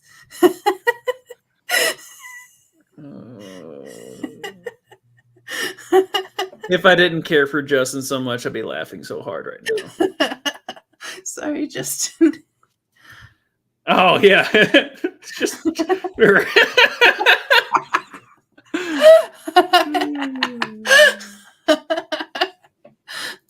Bro, he was literally same distance as Mookie Betts and said, I'm not covering first on the third out. Yeah. Just thank you, Justin. Like he played an incredible game, and he made one of the biggest freaking errors in that moment. And it wasn't. They all did that inning. Error. They all did that inning. It was a comedy of errors. Oh my God! Aaron Judge forgetting how to catch a ball, him forgetting to like cover first base, and so him and Rizzo were like, nope, we're just gonna let him get to first base. Yeah, but yeah, if she sends you this, it means you're not getting to first. Sorry, fellas. Yeah. But that was the sports meme of the week. But Josh, where can the people find us? Well, they can find us as we talked about before. We are going to be doing a bracket bitches tomorrow to break down the women's soccer league on that. So join us on the Discord down below. Follow the link and get your brackets in, so we can talk shit about you and then tell you if you're right or wrong or how bad I am. Pretty much, what's going to happen there. And then also following that, Justin and I, who's been following us in the comments, thank you so much, Justin, are going to break down everything that is, was, and will be in the world of wrestling for wrestling going on at 9 o'clock Eastern, 8 o'clock Central. We break that stuff down there. And then we also we're trying to do War Games as a watch along, but if anything, we're looking to do the Royal Rumble as a watch along. We did for Bad Blood. It was great fun. Let's do that. And then on Mondays, Tvshka and I break down everything that is fantasy football and tell you about all our 37,000 leagues that we're in and how well they're doing, which is not good, but it's some point. And then Tuesdays, me and my buddies get together, do some video game stuff, and we stream it live here, and we bitch about armor. And we're 30-something years old, so figure that out. And then on Wednesdays, you see us. Yeah, there we go. You see grammar. Yeah, included grammar. and not included. I meant to say like our faces, but then I said us, and it just came out arsh and whatever. Anyway, we're winging it. But yes, you were just trying to be British and say arse. Yes. Well, I'm not doing a British accent right now. But I like where. Dang it! I almost got you. Yeah. Nope, not doing it. Too Southern for that. Even though I can, but I'm just gonna be really bad. But anyway, you can see our faces along with Tvshka's, and as we break down everything in the week that was in sports. So thank you all so much for joining us week in, week out. Comment down below, especially with me talking so much this episode. But no, we love doing this show. We love doing it for you, and we can't wait to see you all next week.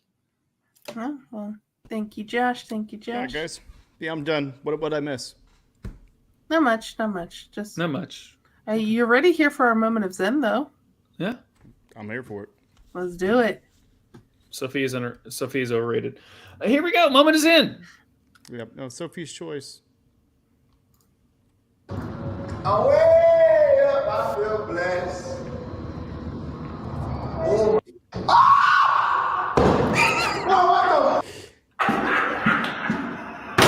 He's like winded up the slap. Boy, hell no, it's too early for that. Oh my, hey God.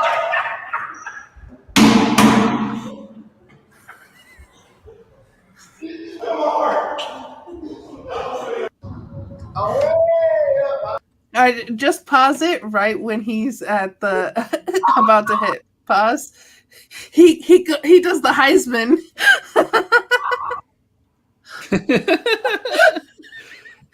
Yeah. I mean, he rares the overwinding of the arm. Great. Oh, LaMelo Ball. You can't pull out of a parking lot correctly. Get scared by a clown. Yep. Well, thank you, everyone. Have a great night. See you next week. See you. I like your clowns, man. No, I didn't mess with that either.